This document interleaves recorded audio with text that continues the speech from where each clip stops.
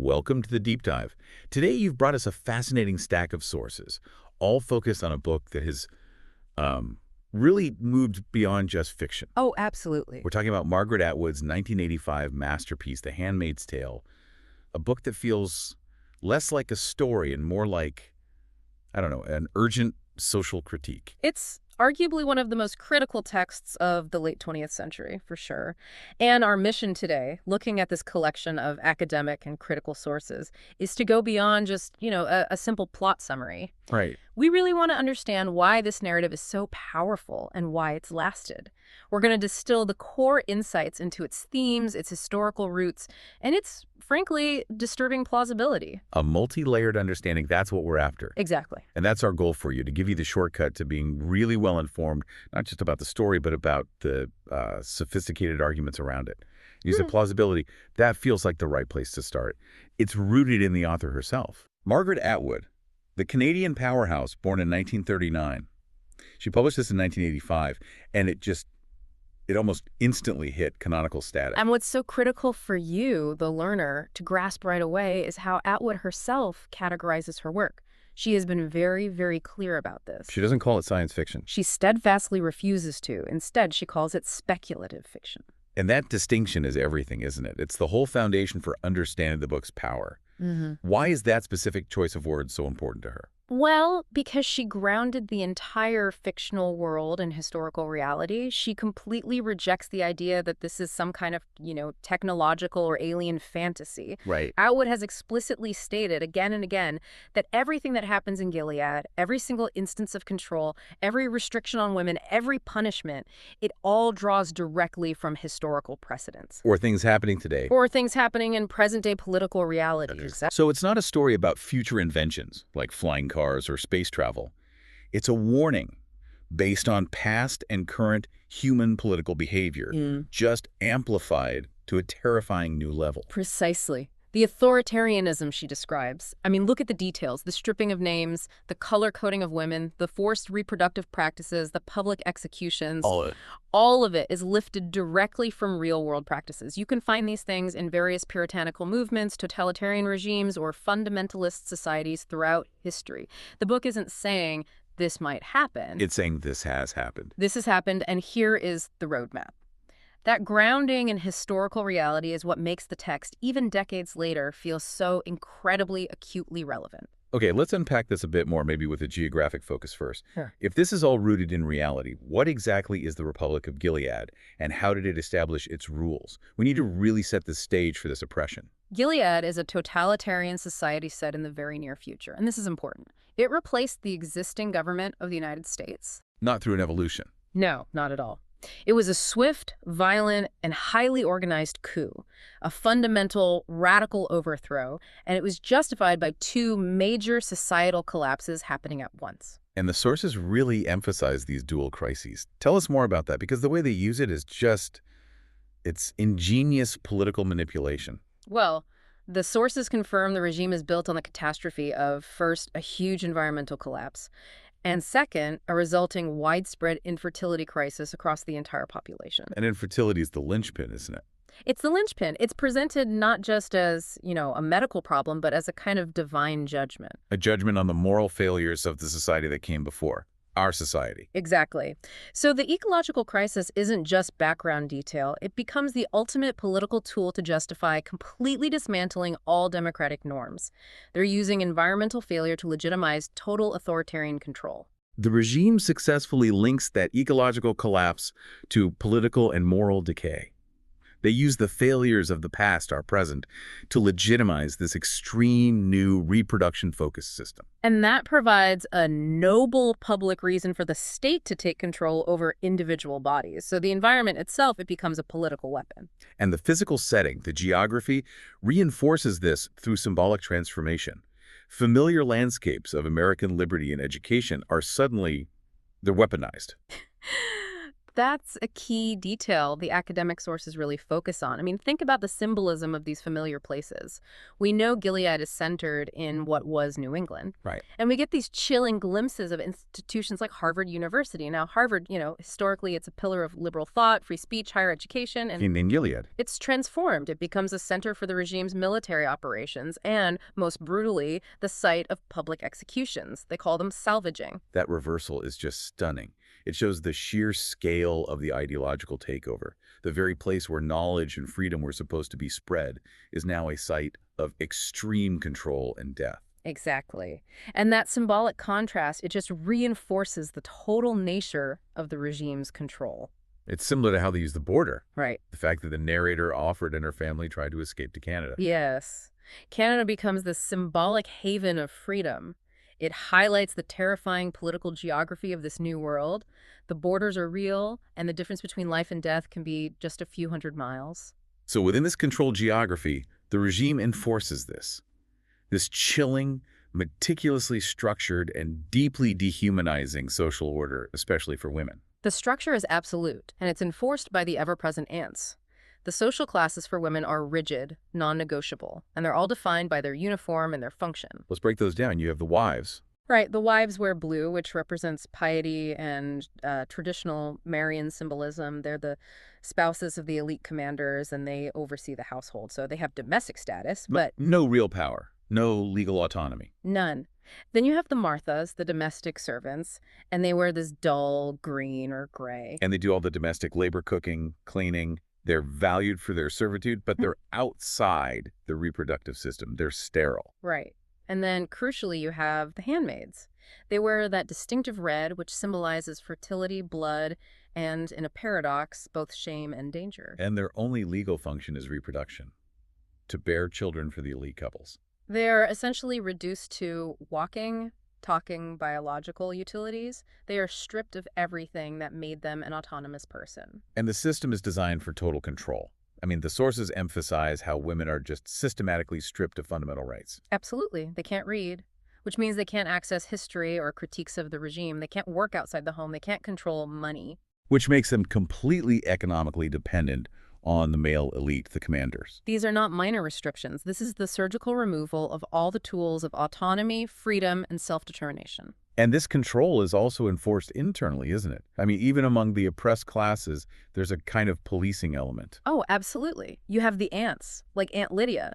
They're a distinct class, often older women who, having fully internalized the ideology, become the regime's most brutal enforcers and educators. So they teach the handmaids how to conform, and they police the boundaries between the different classes of women. Right, which prevents any unified sense of shared identity or resistance from forming. Okay, let's turn our focus to our window into this world. Offred, the narrator. Her perspective is what lets us experience the horror and the loss so personally. Offred's whole identity is defined by this profound loss. Her name itself, Offred, it just signifies her status as an object, her subservience to a commander. And her narrative is this constant devastating comparison. It weaves between the suffocating, controlled present and these crucial, aching flashbacks to her life before. In those flashbacks, we see the real person. She had a job, a family, a daughter, a husband named Luke. And we learn her attempt to escape to Canada failed. Right, leading to that brutal separation, which is really the foundational trauma of the whole text. And this brings us right to one of the most powerful academic points about dehumanization in the book. The loss of identity through naming and language. This is such a critical concept.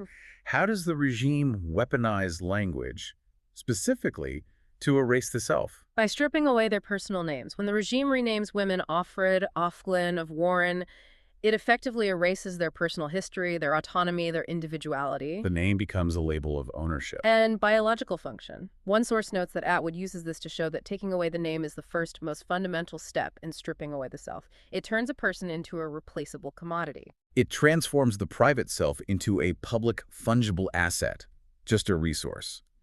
And this is a practice with such deep, dark roots in history. Oh, from slavery to the eradication of identity in concentration camps, Atwood is absolutely drawing on those painful historical parallels. So Offred's constant internal struggle to just remember her real name, to hold on to these scraps of the past, her mother's feminism, Luke's face, her daughter's scent, That becomes her most intimate and essential form of rebellion. It is, and this emphasis on her struggle for identity and memory is exactly why the famous ambiguous ending, which, some people find frustrating, is so essential to the book's literary power. The ambiguity is a masterstroke. It really is.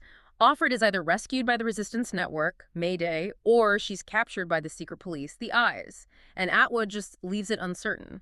Why is that so critical? Because it keeps the discussion alive. It forces you, the reader, to focus not on Offred's individual fate, a happy or tragic ending, but on the enduring, ongoing, uncertain struggle against totalitarian systems. So it moves the critique from an individual story to a societal warning. It asks, will the system ultimately win? Instead of, did this one woman get out? Exactly. It prevents the reader from feeling that an individual escape somehow solves the problem. The problem, the system of Gilead, it remains. And that's where it gets really, really interesting as we shift from the rules of Gilead to Atwood's underlying message. If she insists this isn't fantasy, but a plausible assembly of historical horrors, what was she telling us about the vulnerability of her own society back in 1985 and even now? Well, the underlying message is one of profound caution about complacency. She was challenging the reader to recognize that this kind of authoritarianism, especially one centered on controlling gender and reproduction, it's not some futuristic, exotic scenario. No, it's a recurring global reality. Just waiting for the right social conditions to emerge. So she's not just writing a book about the future, she's engaging critically with the forces of her time. Specifically, that volatile interplay between second-wave feminism, the rise of religious fundamentalism, and emerging political authoritarianism. She weaponizes the narrative to critique the hypocrisy of power. She shows how easily well-intentioned movements can be co-opted and how powerful religious rhetoric can be twisted by political groups to justify oppression. The book really doesn't offer easy answers. No, it provokes fierce debate. It forces us to acknowledge the sheer fragility of democratic norms, especially when it comes to bodily autonomy. Let's delve deeper into these major themes of oppression and control. First one, the one that drives the whole plot: gender and oppression. How does Gilead formalize and weaponize that control? The sources detail how Gilead masterfully combines language, religious rhetoric, often, distorted interpretations of the Bible, and the state's legal apparatus. Those three tools are weaponized together. Explicitly to marginalize and control women's bodies and their roles in society. The system uses a twisted version of biblical language to justify its cruel hierarchy. They cite stories like Rachel and Leah to give state-sanctioned cruelty a seemingly divine and undeniable mandate. And what's so insidious is how they sell this oppression as a form of protection, or even elevation. They tell women they're now safe from the moral decay and violence of the pre-Gilead world. That is the essential lie of the regime. The oppression is framed as security, as stability, as fulfilling a natural divine role. And that relates directly to the second major theme we identified: fertility and ecology. The ultimate political justification. Right. The infertility crisis, which is linked to environmental degradation, is the lever they pull. It creates a perceived scarcity of fertile women, which the regime then uses to impose universal reproductive control. Because fertility is scarce, it becomes the most valuable resource, and those who can generate it, the handmaids, are treated like valuable state property. Valuable, but still completely subservient. They are saving the human race, which somehow justifies treating people like livestock. It's the noble cover for stripping away all other human rights. And the third theme is the constant mechanism of enforcement: power and surveillance. How does Gilead maintain control over millions of people without constant, overt military force? Through a meticulously engineered system of pervasive, mutually enforced control. It relies heavily on ritual. Like the color-coded clothing, the ceremonial walks. The walks in pairs, the prescribed salutations, and of course the chillingly normalized public executions. These rituals make the oppression seem regular, ordinary. They make the absurd seem normal. And the surveillance isn't just external, is it? It's not just the eyes, the secret police lurking in the shadows. That is a crucial difference compared to, say, Orwell's 1984, where you have the telescreens everywhere. In Gilead, the eyes are an ambiguous, omnipresent threat. But so much of the surveillance is mutual. It's internalized. Handmaids are encouraged to police each other. Martha's report on wives. Everyone is a potential informant. By constantly repeating the religious and ecological justifications, the ideology, the regime aims to create that sense of internalized control, conformity from the inside out. Making the oppressed complicit in their own oppression. It's a closed loop where trust is impossible. But as you said earlier, the human spirit struggles against that. And that brings us to the counterpoint, the role of memory and resistance. Memory is the novel's revolutionary act. Absolutely. Offred's personal history, those painful but essential flashbacks, they serve as the only definitive counterpoint to the present. The sources highlight that memory itself actively challenges Gilead's enforced collective narrative. The idea that the world was always this way, or that the time before was nothing but chaos. Right. If Gilead is trying to erase history and identity by burning books and changing language, then simply remembering the past, a specific meal, her daughter's birthday, the fact that libraries existed, becomes a crucial, radical act of self-preservation. It's subtle, silent, personal resistance. And small acts of connection, like the secret passing of information between handmaids or that forbidden Scrabble game with the commander, they're vital forms of resistance. They affirm that the individual soul has not been entirely swallowed by the state. And then you have figures who embody a more overt refusal, like Moira, Offred's rebellious friend. Moira is so essential. She represents the refusal to be categorized and exploited. She chooses active flight and, eventually, resistance within the system, even if it's channeled through the underground brothels of Jezebels. She never stops striving for individual defiance. She stands as a beacon of active agency. In stark contrast to Offred's initial, more passive internal resistance. And finally, on a purely literary level, the sources point to Atwood's masterful use of irony as a technique. How does irony, as a narrative choice, become a tool of resistance in Offred's voice? Irony is her subtle weapon. Because Offred knows she's constantly being monitored, she can't openly rebel. But her internal monologue is laced with this subtle, dark humor, this sarcasm and irony that completely undermines the pious pronouncements of Gilead. Can you give us an example of that internal irony? Sure. When the ants enforce the idea that women are now cherished and protected, Offred's internal response is often this quiet, cutting sarcasm. She observes the cruel irony of being guarded by men from men, while being sexually abused by the very men who claim to protect her. It's a way for her to maintain her own perspective. And it invites you, the reader, to step back and question the whole ideology. For example, she'll refer to the commander's house as home, using this term that signifies warmth and safety, knowing full well it's her prison. This subtle resistance, embedded entirely in her voice, gives the text its sharp, critical edge. It keeps it from just becoming a heavy political tract. So if we connect all of this to the bigger picture, the novel's sophisticated structure, its layered themes, its reliance on history, it allows us to apply these powerful academic frameworks. And that's why The Handmaid's Tale remains such a rich source for critical debate. That's a perfect launching point into the specific critical lenses our sources offer. Let's start with one of the most intellectually compelling, which requires a bit of careful unpacking, the Marxist feminist reading. This framework is fascinating because it moves beyond analyzing gender oppression as just a cultural thing. It places it squarely in the context of economics and labor. Okay. The core argument is that Gilead doesn't just oppress women, it structures women into a rigid, exploitative economic class system, all to maximize reproductive labor and minimize any resistance. So the Marxist angle looks at handmaids less as oppressed individuals and more as a specific, highly regulated class of reproductive capital? Precisely. They are viewed as valuable, though state-owned means of production. But the real ingenuity of Gilead, according to this reading, is that it deliberately divides women into these specialized social classes. Wives, handmaids, Marthas, econowives, for a very specific reason. To prevent class solidarity. Exactly, to stop them from recognizing their shared oppression under the male-dominated power structure. It's classic divide and conquer, just using gender and social standing instead of economic wealth. It is. The system engineers class conflict. Wives resent the handmaids because they're a physical threat to their marriage, even though the handmaid is legally powerless. Marthas look down on handmaids for their status as sexual objects. It stops them from seeing the bigger picture. This framework explores the concept of false consciousness, a term the original script flagged but didn't really define. We need to explain that clearly for you. Right. False consciousness, in this context, is the way the dominant ideology Gilead's religious rhetoric gets internalized by the oppressed. It leads them to believe their role is correct, natural, or even a privilege. The ants are the perfect example of this. Perfect example. They have so internalized the ideology that they genuinely believe they're protecting women by enforcing their oppression. It's the ultimate form of self-policing, where women become the ideological foot soldiers against their own interests.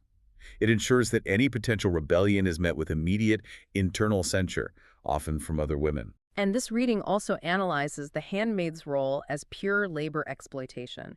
They provide the most valuable, scarcity-driven reproductive labor without any rights, payment, or ownership over the product of that labor, which is the child.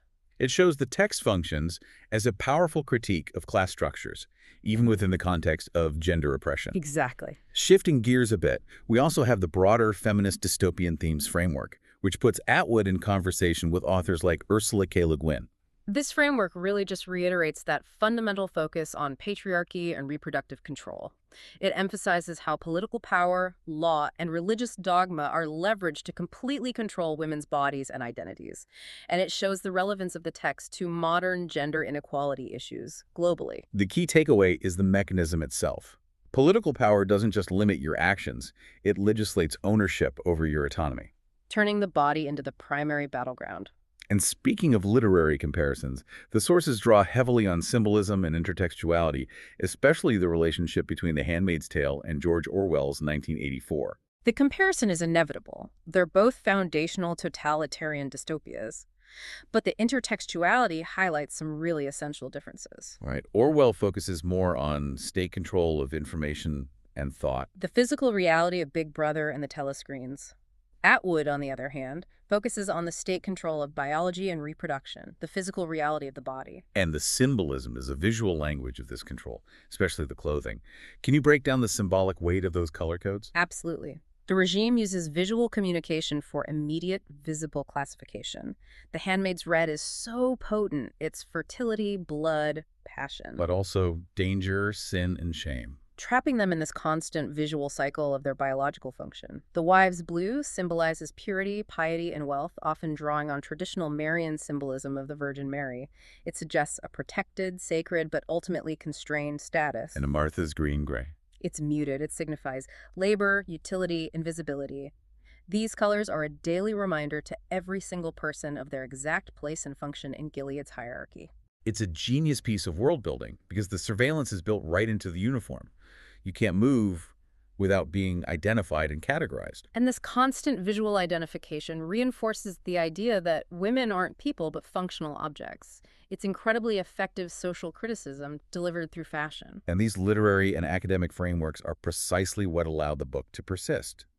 Which leads us directly into its ongoing cultural impact and relevance. It seems like this story is constantly being brought back to life. That adaptability is crucial to its enduring power. We've seen so many interpretations, the 1990 film, an opera, a ballet, and most recently and influentially, the critically acclaimed Hulu TV adaptation. And these adaptations refresh the story for new generations.